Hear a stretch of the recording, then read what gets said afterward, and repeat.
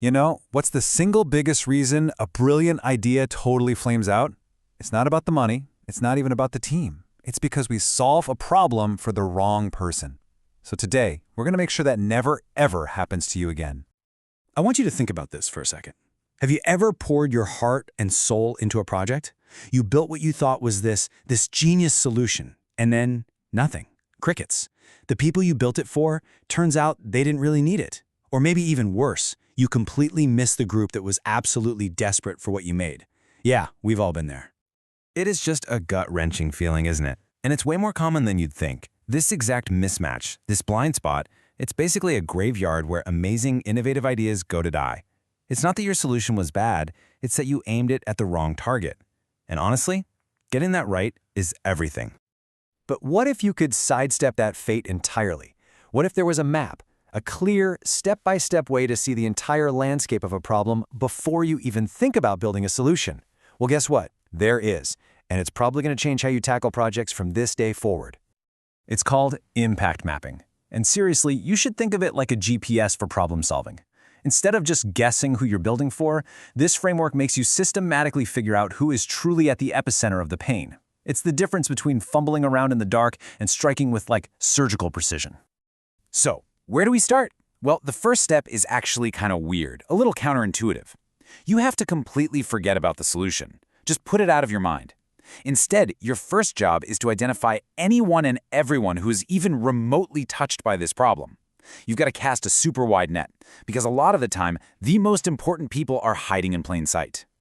We're going to start right at the bullseye, the most obvious group, right? The people who are living and breathing this problem day in and day out. In impact mapping, these are our primary stakeholders. These are the people whose lives are directly, personally impacted. It is their daily reality. Now, we can start with demographics, age, location, income, but that's just scratching the surface. The real gold is in the psychographics. It's not just that they're a 35-year-old professional living in the city, but why they value convenience over cost, or what their deepest frustrations are. That's where the really good stuff, the actionable insights, actually live. But hold on, the story does not end there. We also have to look at the next circle out from the center, the secondary stakeholders. And these folks are just as crucial, but they are so often overlooked. These are the people who are caught in the ripple effect. See, the problem might not be theirs directly, but they definitely feel the waves. Let me give you an example. Imagine a factory is polluting a river. The primary stakeholders, well, they're the residents whose water is now contaminated. But the secondary stakeholders, that's the local fishing shop that's about to go out of business, or the tourism board that's seeing visitors disappear. Their pain is just as real, and if you ignore them, you're only seeing half the picture. So let's just make this crystal clear. Primary stakeholders are at the epicenter. They're feeling the earthquake. Secondary stakeholders, they're dealing with the aftershocks. You absolutely have to understand both of them to get the true scale of the problem and, ultimately, to figure out where to focus your efforts first.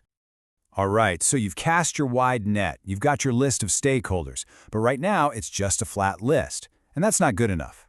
The next move is to add a third dimension, depth. We need to measure the severity of the pain and turn that flat list into a real hierarchy of impact. And this is where you have to be a little bit ruthless. Not everybody suffers equally. It's just a fact. Your job is to sort each group into categories. Are they in the high impact zone, where their work or life is just completely disrupted? Or are they more medium or low? You've got to be an honest judge here and really assess the true severity for every single group you've found. Now, how do you know? Are you just supposed to guess? Absolutely not. This is not about guesswork or your gut feeling. You have to become a detective. You need to hunt for cold, hard evidence. And that evidence comes from three key places. First, you need the quantitative stuff, the data, the stats that show you the scale of the problem. Second, you need the qualitative, the user stories, the personal accounts that put a human face on those numbers. And third, you need the context, case studies, real-world examples. When you combine all three of those, you transform your map from just a rough sketch into a reliable, evidence-backed guide for taking action. So now you have your map.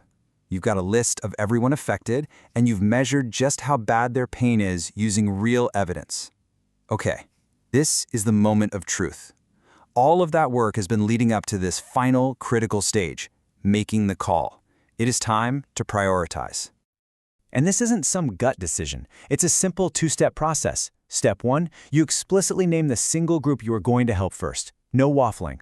Step 2, and this, my friends, is what separates the pros from the amateurs, you justify your choice. You have to be able to stand up and say, we are focusing on this group because the data shows this, their stories reveal that, and the case studies prove it. That justification is your shield. It makes your decision strategic, defensible, and totally laser-focused. So, if you remember nothing else from all of this, please remember this one question. Burn it into your brain. Before you start any new project, before you write a line of code, just ask yourself, who suffers the most from this problem, and who should we design this solution for first? Answering that single question, honestly and with evidence, that's the difference between just having a great idea and having a great idea that actually changes things. Now go build something that matters.